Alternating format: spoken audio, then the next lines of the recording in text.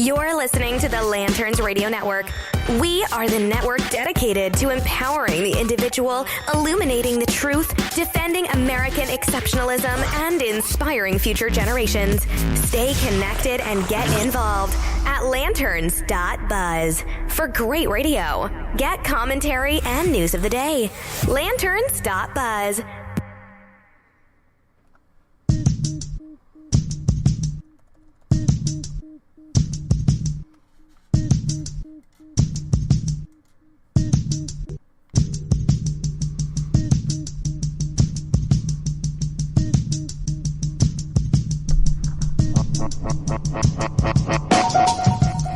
Good afternoon, everybody. You're listening to the Holonet Podcast here on the Lanterns Media Network. We've got a lot to get into, but first, I wanted to make sure to wish all of you an enjoyable Memorial Day weekend. The reason I say enjoyable and not happy is because this is the time where we pause to reflect and remember all of those servicemen and women who gave the last full measure of devotion in defense of our nation.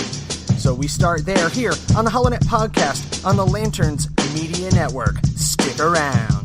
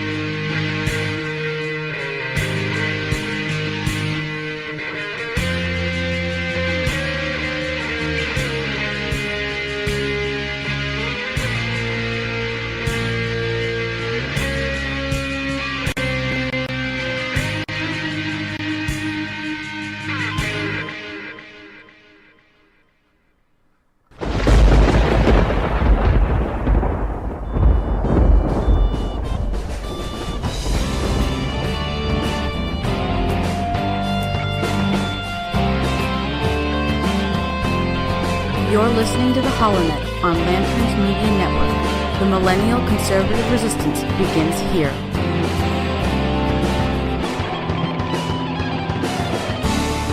Yes, indeed, that is right, ladies and gentlemen, boys and girls, children of all ages. The new millennial conservative resistance does indeed begin right here, right now, with you. You're listening to the Holonet Podcast here on the Lanterns Media Network on this, the Sunday, May the 27th in the year of our Lord 2018, the day before Memorial Day. Now, I was taking a look online at all the myriad of news stories that are jumping through my feed today, and what should greet me but an interesting story from theblaze.com. We're going to go to the Blaze real fast, see if I can pick the right one. Oh, God, I got about 10 of them. All right, anyway, while we're waiting for that to load up, the Navy SEAL responsible for the death of Osama bin Laden, the ex-Navy SEAL credited with killing Osama bin Laden, I would say former Navy SEAL, ex-Navy SEAL has kind of a negative connotation, but he has made a special request for Memorial Day. And that's former Navy SEAL Robert O'Neill. And his request is that he doesn't want anyone to tell him Happy Memorial Day. He would rather not hear Happy Memorial Day. And, I can completely understand that. The man is an honored veteran of our armed forces, has a storied history with the military, and has the notoriety, and has chosen to use that notoriety to give us a correction to our lexicon, to our cultural understanding of what Memorial Day means. Now, I was blessed to be partly raised by my grandparents. I think I've mentioned it many times on the show. My late grandfather was a Navy veteran and was also a Port Authority police officer for many years. And he instilled a great deal of respect in our family for the armed forces and also for our first responders. And he made it very clear when I was a kid that on Veterans Day, you thank a veteran, you honor our veterans, and you think about them and you support them. On Memorial Day, before all this flash and before all of this pomp and we're going to throw a Memorial Day barbecue and this, that, and the other thing. And if you want to roast burgers and hot dogs on Memorial Day, God bless you. Our soldiers, sailors, Marines, airmen and women died for the right for you to do that. And honoring them by exercising our freedoms and liberties is a beautiful thing. But we should never forget that Memorial Day was originally, I think it was referred to as dressing day. I think it might have been, or decorating day, rather, because it was the day that you go and you decorate the graves. Now, my hometown, I grew up in a little town, 4.5 square miles, population like 27,000 in Jersey. Shout out Exit 12, people back in Carteret. And in the middle of town, we had the great big park. It's Carter Park. And there was a huge memorial. Still stands today, the Soldiers and Sailors Memorial. And on Memorial Day, they'd put out the crosses and the Stars of David, and the markers for every single name on that obelisk in the middle of town. And they would put those out with little American flags, because that's what you do on Memorial Day. You remember those who have died, and it was always a somber and reflective and respectful day. And there was always a beautiful ceremony that was conducted there by the Catholic War Veterans, CWV, the American Legion, the Boy Scouts were a big part of that back when they were still Boy Scouts. And it left such an impression on me that this story caught my eye and caught my heart, that we really do have to remember why we celebrate Memorial Day. And we celebrate Memorial Day to mark and remember those who gave that last full measure of devotion, those who died for our nation, and to give them that due and that honor and respect in their deep repose. So, as you hoist your can of your choice, as you flip the burgers, as you enjoy your Monday off, make sure you take the time to remember those who died for us to have this freedom to celebrate and to be with our friends and our family. Make sure you honor our honorable dead.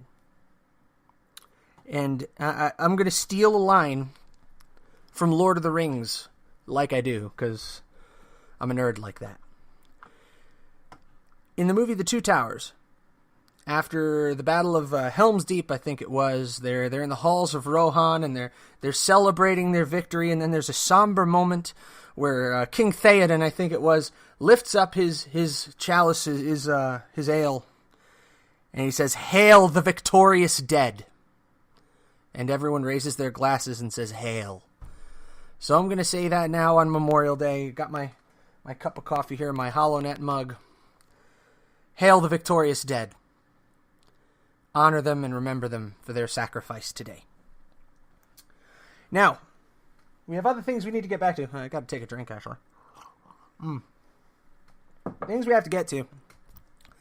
A lot has happened over the course of the last couple days, and I always come into the show, and I know my friends Dylan and Steven covered this a little bit on Defenders of American Exceptionalism. If you haven't caught their show yet, they're way, way, way funnier than me. I have to kind of start every show with my own mantra. I am not as funny as Dylan and Steven. I am not as funny as Dylan and Steven. Stop trying to be funny. But they touched on this earlier. It seems that the GOP, or at least 11 members thereof, may have effectively grown a pair. I know, I'm as shocked as you are. According to the Washington Post, House conservatives demand an investigation of Hillary Clinton. That's right. Robert S. Mueller's investigation has 1 indictment against President Trump's former campaign chairman and 16 others, and has secured guilty pleas from 5 people, including and 2 campaign advisors. This can mean only one thing. It's time to reopen the investigation into Hillary Clinton's emails. So the WAPO clearly taking a side. Then we go to Vox. 11 House Republicans call for prosecutions of Clinton, Comey, Lynch, and others. See her looking in the picture there. She's laughing. She's laughing and smiling. 11 House Republicans. Now, these are names that we should all remember and that we should take note of coming into the new election.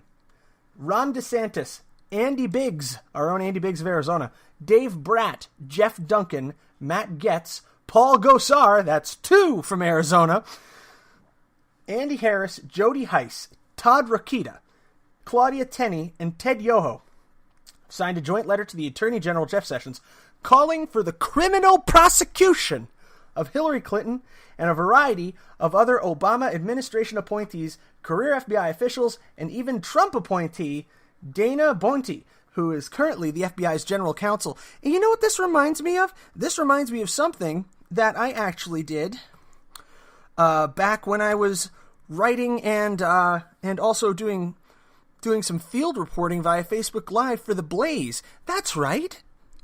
I've seen this before. I went down there and at the FBI building in Phoenix, there was a protest.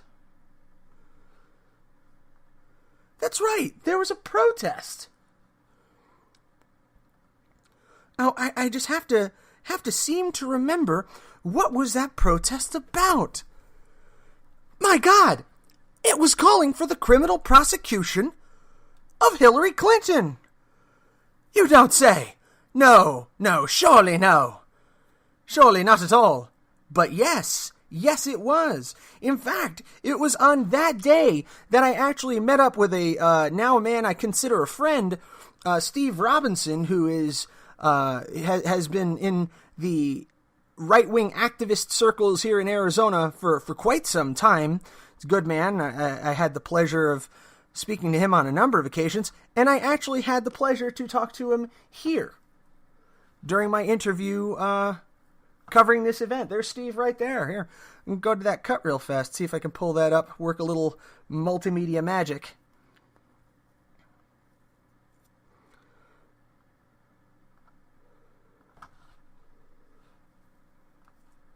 See, this is where having...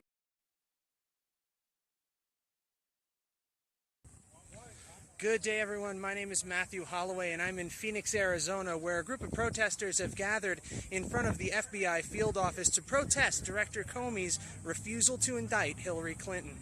We're going to go ahead and switch the camera around so we can take a look at the protest that's taking place here. As you can see, people have begun to gather here out in front of the FBI field office. I was so green back then. And their voice is very clear. They're protesting the fact that Hillary Clinton was not rightfully indicted for perjury against Congress. And they're seeking to highlight the corruption that they see has taken over this presidential election. Now there's the FBI building right out in front of us. We're right across the street right now. It's about 110 degrees outside. And we see here we have a sign here citing Executive Order 13526, USC Section 793. I want to see if you guys could enlighten us a little bit as to the particular order that you're citing there with regard to Secretary Clinton. We're live on the Blaze right now. I'm going to skip ahead a little bit. This is a little bit of the lame part of the interview. Hang on. No worries. So we're going to go ahead and take a look back and... Michael.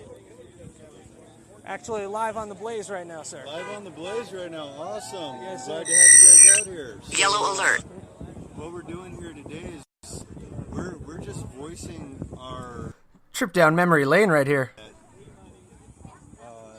This is just not right.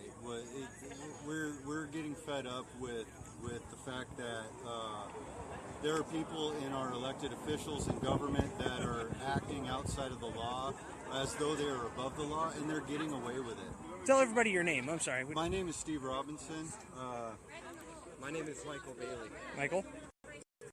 Michael here set this up, and we just decided that it's good and just, and we're running with it.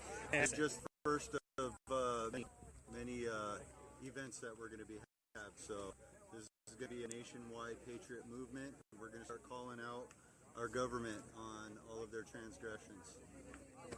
Someone needs to call them on it. One of our goals here in Arizona is to unite all the small groups throughout Arizona into larger groups to be united in this movement. Our government officials need to be held accountable for their actions.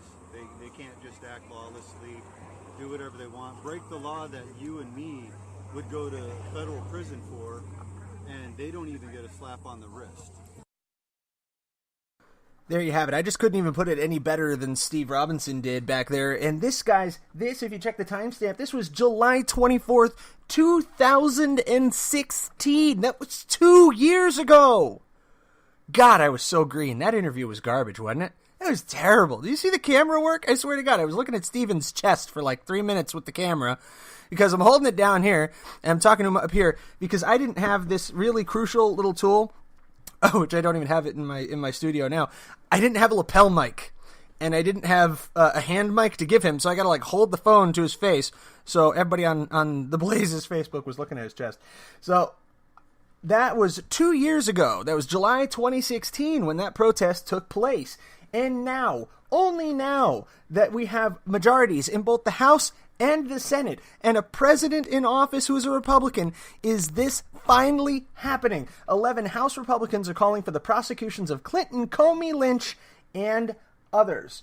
The issue, to be clear, they said, is not particular zeal for campaign finance law. It's a broad request that the full force of the government be brought against Trump's political enemies, according to Vox.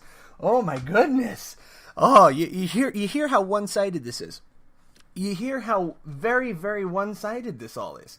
Now, if we look to coverage from Breitbart, we get a completely different story about how this is a long time coming. Same thing from really any right-wing news feed. But as it sits right now, that's not what we're going to hear about. We're too busy hearing about, let's see, mayor who honored Stormy Daniels settled $500,000 sexual harassment claim. We as a nation have got such a nasty case of ADD that we can't seem to keep track of anything. I had that pulled up on Breitbart too, but I'm not finding it right now. But anywho, so you're going to hear this touted very strongly on all the right-wing sites, and you're going to hear about it absolutely getting derided and slammed by outlets like Vox and HuffPo and the Washington Post. And let's just get the full list here of who's going to be indicted from Vox. I think they're good for that. They're looking for FBI Director James Comey, Deputy Director Andrew McCabe, Attorney General Loretta Lynch, Peter Strzok, and DOJ lawyer Lisa Page, who, were texting back and forth about how they have to do everything they can to keep Trump from winning the presidency while they were investigating his adversary. There's nothing wrong with that? Okay. Separately, it calls for a prosecution of all DOJ and FBI personnel responsible for signing the Carter Page warrant application, which is Comey and McCabe plus former Deputy Attorney General Sally Yates plus U.S. Attorney Dana Boente for allegedly violating Page's civil liberties. So Vox crying out against it, WAPO crying out against it. You know something is being done right.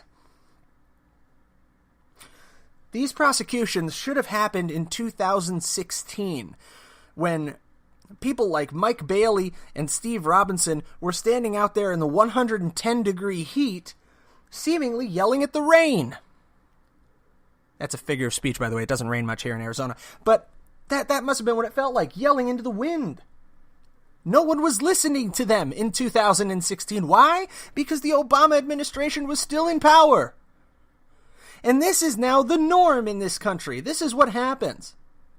The sins of the left are ignored until the right is in power. The sins of the right are ignored until the left is in power. People didn't talk about, the crazy things that the Bush administration did until a left-wing administration took power. That is the fatal breakdown in our system right now, is the government that is in power is above the law. And we have this precedent in American history that you don't turn around and prosecute the people who came before you because it looks like, on the surface, you're attacking your enemies. But that raises the issue. What if they actually committed a crime? What if they committed several crimes? As I personally believe Hillary Clinton incontestably did. I believe the Carter Page investigation was a sham.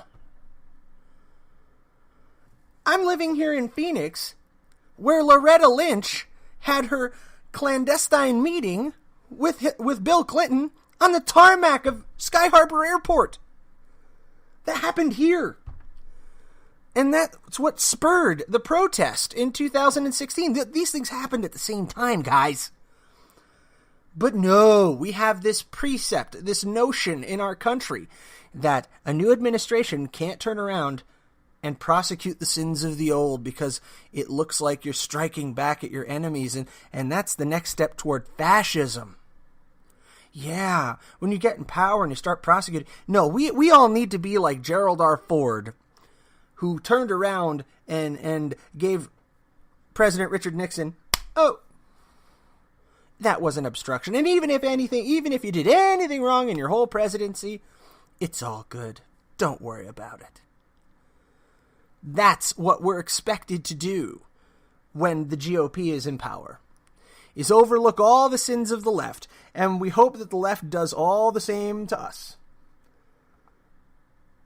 But I would be thoroughly impressed if the shoe were on the other foot and it didn't happen.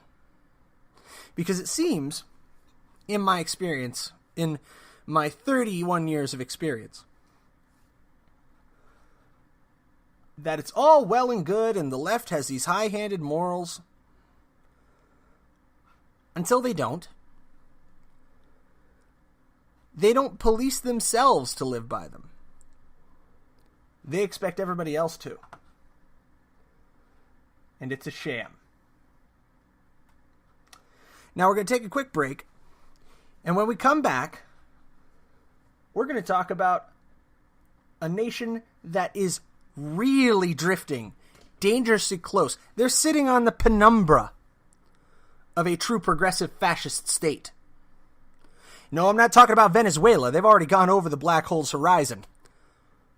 No, I'm talking about the United Kingdom of Great Britain and Northern Ireland, who, according to news just in, arrested and imprisoned British activist and journalist Tommy Robinson, who's been an outspoken critic of Islam and has covered stories detailing the child grooming rings that have been going on in the UK.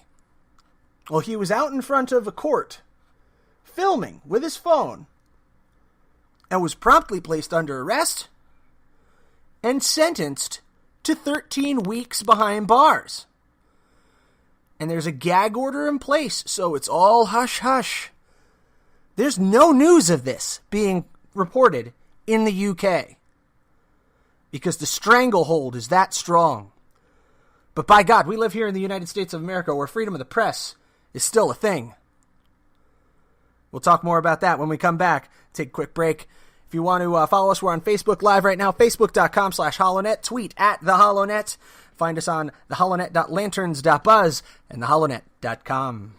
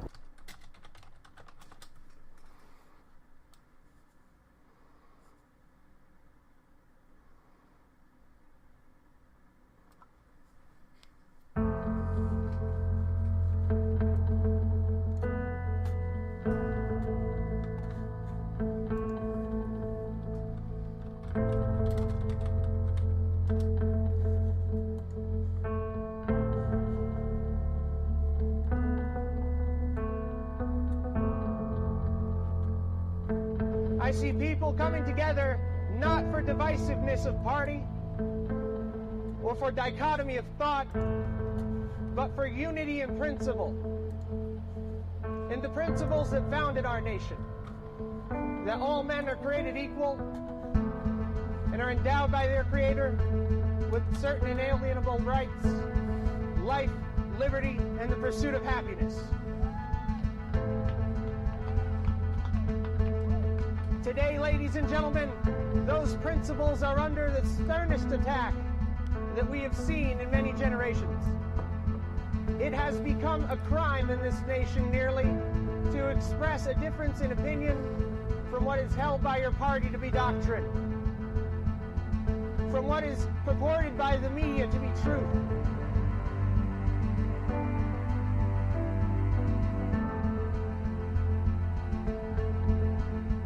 We have an opportunity to reach out to our fellow Americans regardless of their creed and regardless of their political inclinations, and unite as Americans, not as Republicans or as Democrats, as liberals or conservatives, but to unite around the principles that have guided this nation so well.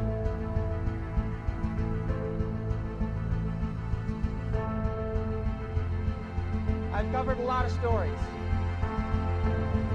but the story that remains untold is the story of America in the 21st century, when we choose to turn back the tide against progressive socialism, when we choose to embrace the Constitution, the Declaration of Independence, and the Bill of Rights, when we remember what it is to be Americans. And that principle will not die as long as there is one man, one woman, one child who looks defiantly into the night and says, "I am free."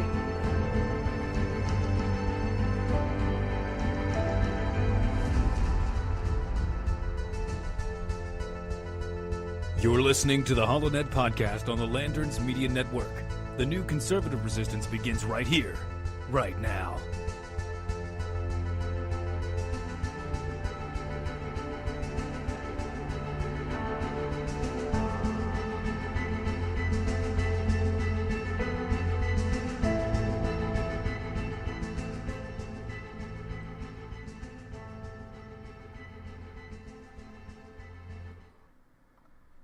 Incoming transmission. Allied reinforcements have arrived from the west.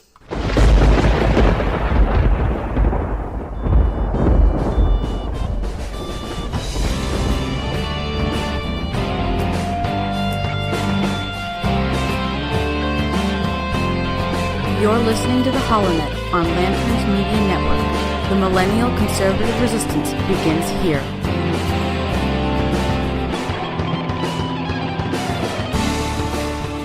We're back. You're listening to the HoloNet podcast here on the Lanterns Media Network from beautiful Phoenix, Arizona, and it is a little bit hot outside. I'm your host, Matt Holloway, coming to you now, bottom of the hour here. It's 4:30 in Phoenix, and we are about halfway into it here, folks.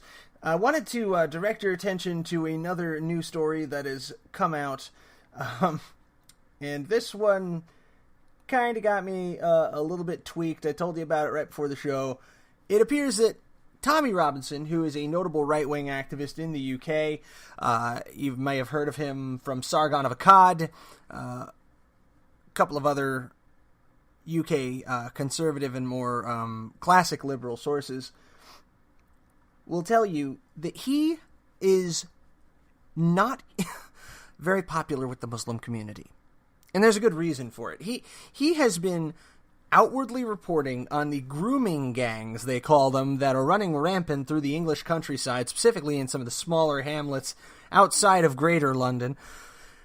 These are gangs that lure in young women and introduce them to drugs, introduce them to a form of prostitution, where they're essentially passed around by a group of men and horrifically abused, raped, tortured, and really pulled away from their families, used for everything they got. It's horrible abuse of women that is ongoing and is becoming epidemic in proportions in the UK. And it's a problem that the Labour rights in the UK, the left wing in the UK, would love to ignore, and that the mayor of London will come right out and tell you is just the worst type of Islamophobia. This is the phenomenon that Britain First, which is a very reactionary far right-wing party, has been really harping on and paying a lot of attention to, and we're not going to get into how bad that went with the prominent leaders of that party being jailed. I'm going to come right out and say that I don't endorse Britain First. I think they are a little bit on the fringe. They're a little bit out there, and they are really a nativist party in the true sense of the word. They want Britain for Britons and nobody else. And I don't think that as a constitutional conservative who believes in legal immigration and believes in the exchange of ideas and assimilation into a culture, I don't think that's a good goal to have, is to expel everybody from your country. But they got into a lot of trouble with this as well. So we go to the UK. And Fox News reports UK right-wing activist and journalist Tommy Robinson was arrested and reportedly jailed Friday after he filmed members of an alleged child grooming gang entering a court for trial. The details of his purported sentence remain murky after the judge ordered the press not to report on the case. Robinson, the former head of the English Defence League and a longtime activist against Islam and Islamic migration, was arrested after he was filming men accused of being part of a gang that groomed children. Britain has been rocked by a series of child sex scandals perpetuated by gangs of predominantly Muslim men. There you have it right there, black and white. This is actually a thing that is happening, folks. Video shows Robinson, real name Stephen Lennon, being surrounded by as many as 7 police officers as he live-streamed the incident on his phone. The police informed him he was being arrested for breach of the peace. So, for the record, guys standing there outside of the courthouse filming the guys going into court as part of a story. No different from how I was standing out in front of the FBI building 2 years ago with the Patriot Movement protesters, okay? Now, he's arrested by 7 cops for breach of the peace for live streaming from his phone. Okay?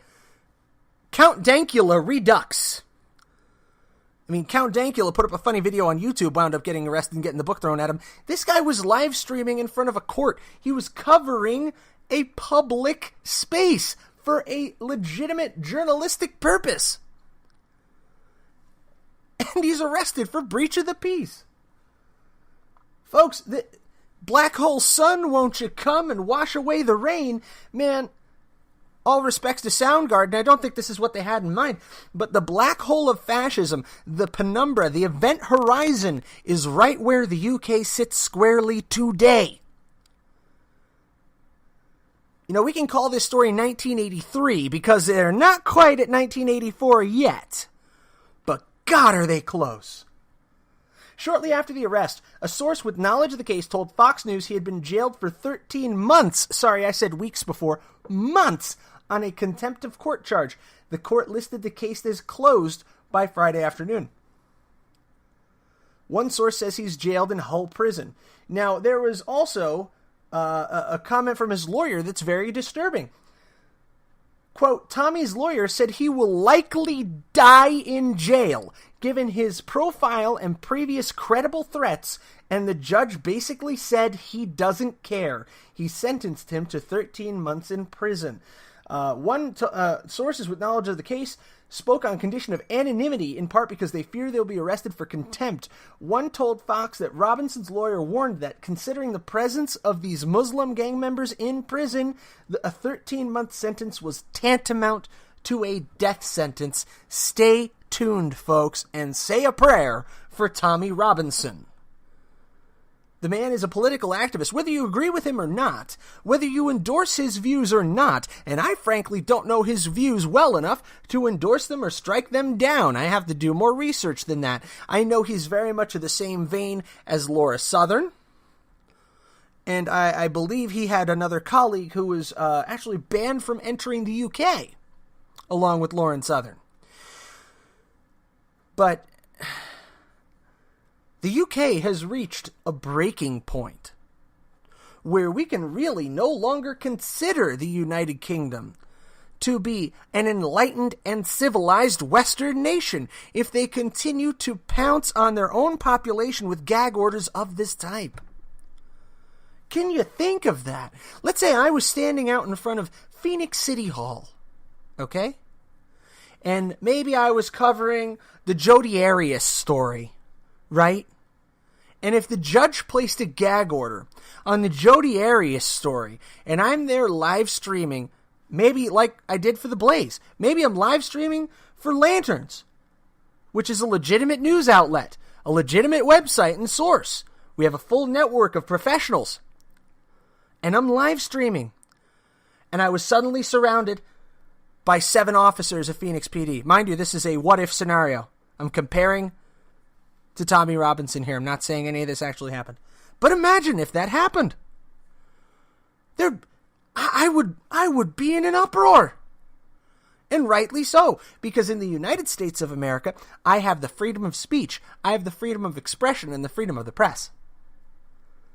Not so in the United Kingdom of Great Britain and Northern Ireland. In the 1800s, during the colonial era of the UK, specifically during the reign of Queen Victoria, when Britain was at its zenith, it was said that the sun never set on the British Empire. Well, I tell you now, on Friday, May the 25th, in the year of our Lord 2018, Anno Domini, the sun has finally set on the British Empire.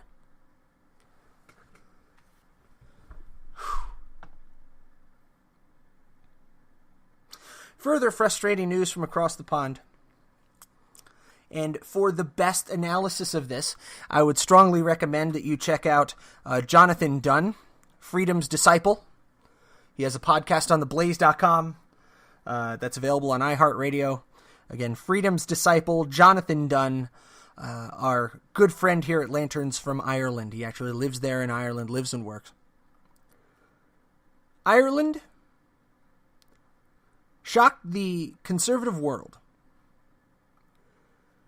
when, with, I believe, over a 67% turnout, 67% in favor, they revoked and repealed the 8th Amendment to the Irish Constitution. The Irish Constitution was probably one of the harshest sets of laws pertaining to abortion. The only exception for abortion that was allowed under Irish law was under threat of harm or threat of life to the mother. That was the only reasoning you could have in order to get an abortion in Ireland. This has been soundly reversed.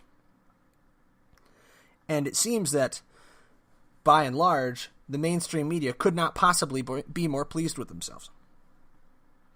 Now, I've caught some ire over this, but I posted on Facebook, early indications of horrible news from Ireland. Yet another nation willfully approves its own genocide. God help us all if we cannot reverse this trend. Then Western civilization will survive only in the hushed whispers of those who dare to contradict the history written by the victors. Ireland is no longer a part of the UK, for those not up on 100-year-old political facts, but many of the laws remain very similar. The freedom of speech is not nearly as protected as it is here in the United States. So one must wonder, are things about to get very, very difficult for pro-lifers in Ireland? Because many of the common laws are shared. Exit poll by Irish broadcaster RTE predicted a yes vote of 69.4% in Ireland's abortion referendum, and there were parties and celebrations across the Emerald Isle. The Taoiseach, which is their equivalent to a president, who's a former doctor, led the Yes campaign for the repeal, welcomed the exit poll with the expectation that it would be confirmed when the ballots are counted. He said, "Thank you to everyone who voted today. Democracy in action. It's looking like we will make history tomorrow." A massive 87% of voters aged 18 to 24 said they voted yes, with changing demographics expected to have a significant pull on the result. A serious blow for the pro-life movement around the world. That a bastion of protection of life pre-birth has fallen. Now, I had a healthy debate on this with a member of my family who is pro-choice. And we went around in circles like you always do. But the one thing that I came away with is that while my philosophy in life is that of pro-life, I believe that philosophically, religiously, with my whole heart, I am pro-life. I do not see abortion as an acceptable form of birth control. But we bandied around the topic a little bit.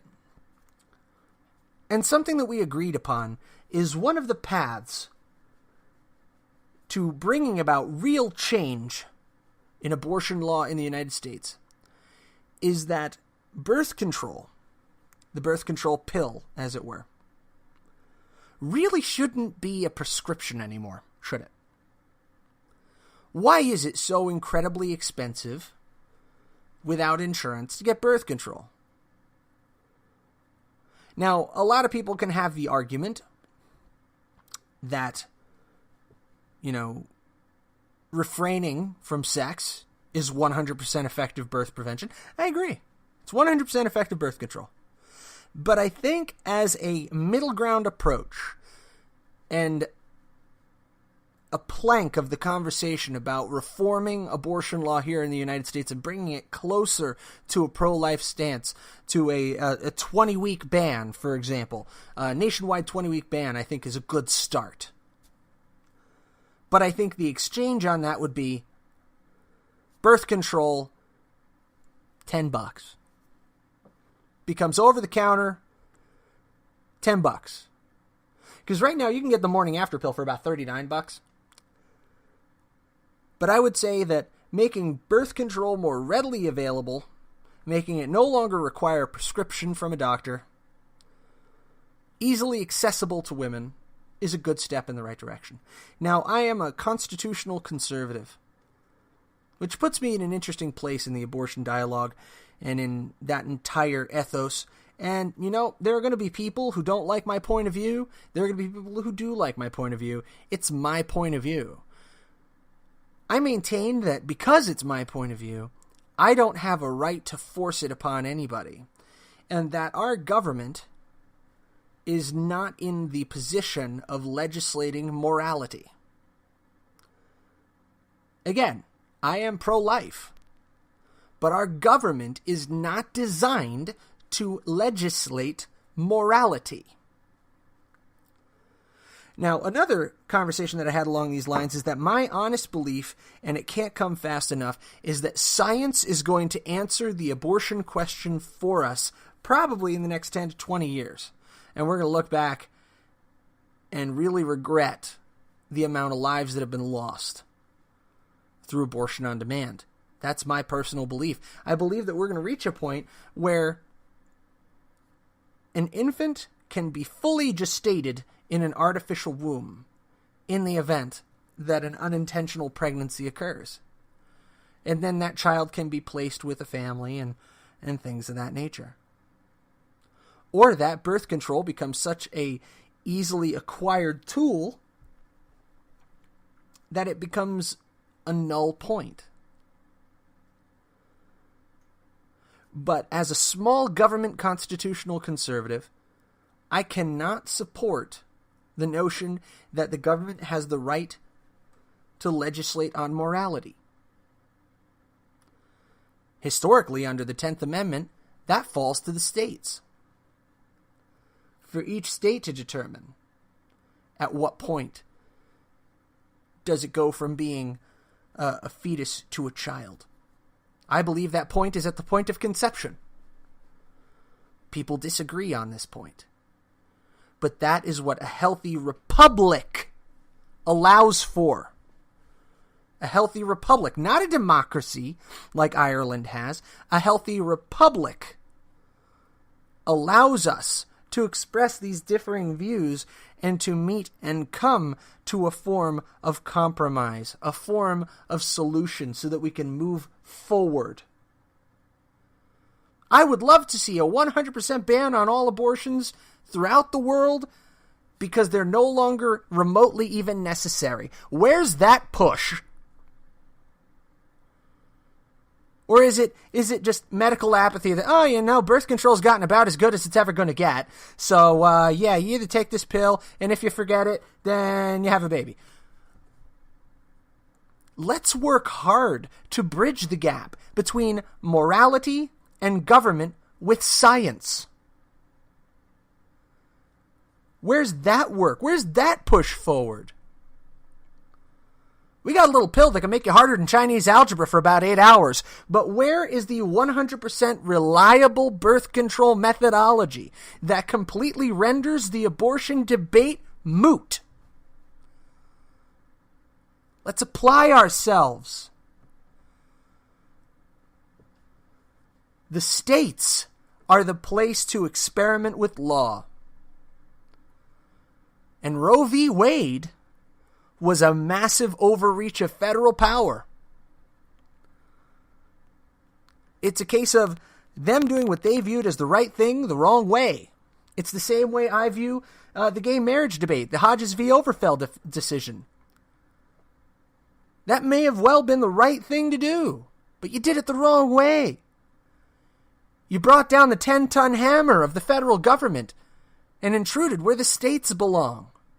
Because the closer the government is directly to the people, the more the people can set what they believe to be moral in place in their own government. And the morality of Phoenicians, people who live in Phoenix and in Arizona, may be different from the morality of people who live in California, or the people who live in Nevada, or the people who live in New York.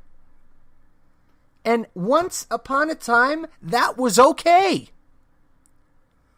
You voted with your feet.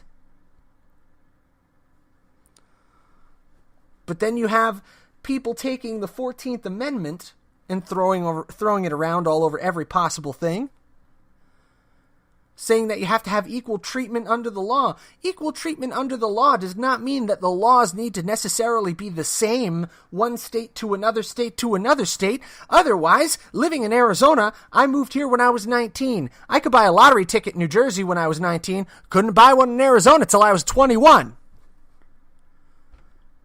Drinking laws differ. Smoking laws differ.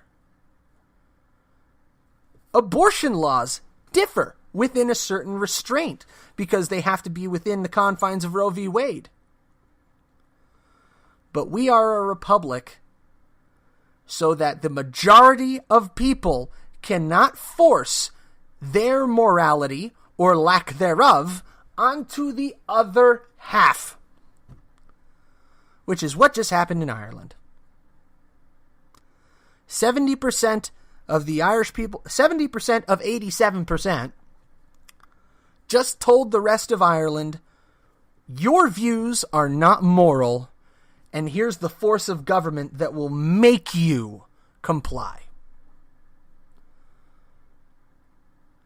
That is why we are not a democracy.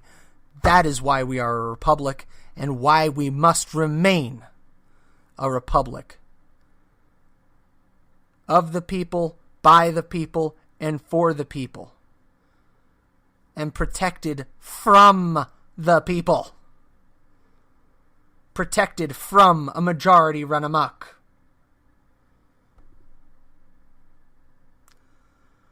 So whether or not you agree with my stance on abortion, I respect your right to have your own opinion, because we live in this nation. Unlike poor Tommy Robinson, who is of the opinion that the biggest trouble in the UK right now is Muslim migration and grooming gangs, which I agree are clearly a serious issue.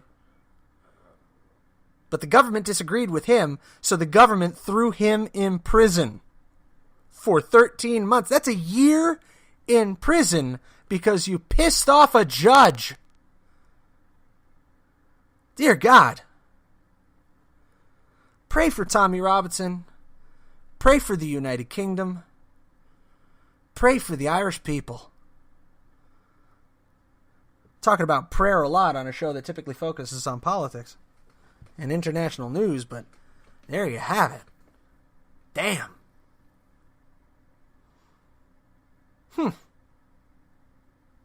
Well, I almost ranted for a full half hour on that. How about that? Had to be said, damn it. So, going into this week, tomorrow, I've got the day off. Yeah. Remember why we have the day off. Remember that tomorrow is a day to honor those who gave that last full measure. To honor those who sacrificed their lives knowingly and willingly on the altar of freedom. So that guys like me can spout my views to the world. And so you can listen to it, and you don't have to do it hushed and hiding in a closet somewhere. Their sacrifice enables our free republic to exist and to perpetuate to this day. And we must honor it every day in everything we do. We must honor the blood that was shed. As I said before the break, hail the victorious dead. If you know how to read this, the old bumper sticker reads, thank a teacher.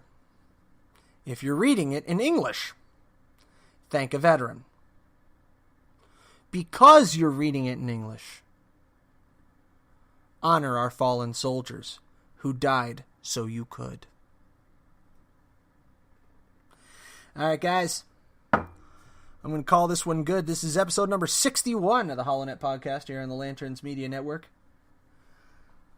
Coming into this week, looks like Will Power won the Indy 500. Man, are they going to milk that for all it's worth? The Indy 500 was won by Will Power. Yeah, but who won? Will Power. Yeah, I get it. The guy had a strong will to win, apparently. No, his name's Will Power. So you're playing Who's On First. Just giving you a highlight of what every sport channel is going to do for the next week. Yeah. Get used to that joke. But that's everything we've got to go on today. You've been listening to the HoloNet podcast here on the Lanterns Media Network. I'm your host, Matt Holloway. You can follow us on Twitter at the HoloNet, Facebook, facebook.com/HoloNet, theholonet.com, and holonet.lanterns.buzz. Good night. God bless you. And God bless the United States of America. From Phoenix.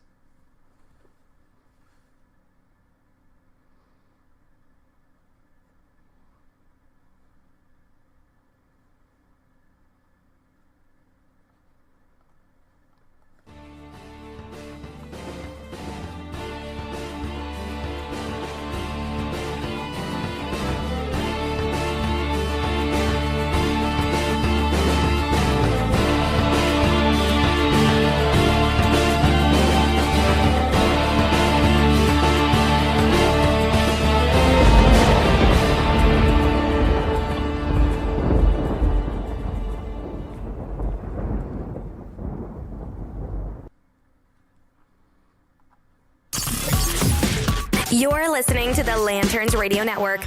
We are the network dedicated to empowering the individual, illuminating the truth, defending American exceptionalism, and inspiring future generations. Stay connected and get involved at lanterns.buzz for great radio. Get commentary and news of the day. Lanterns.buzz.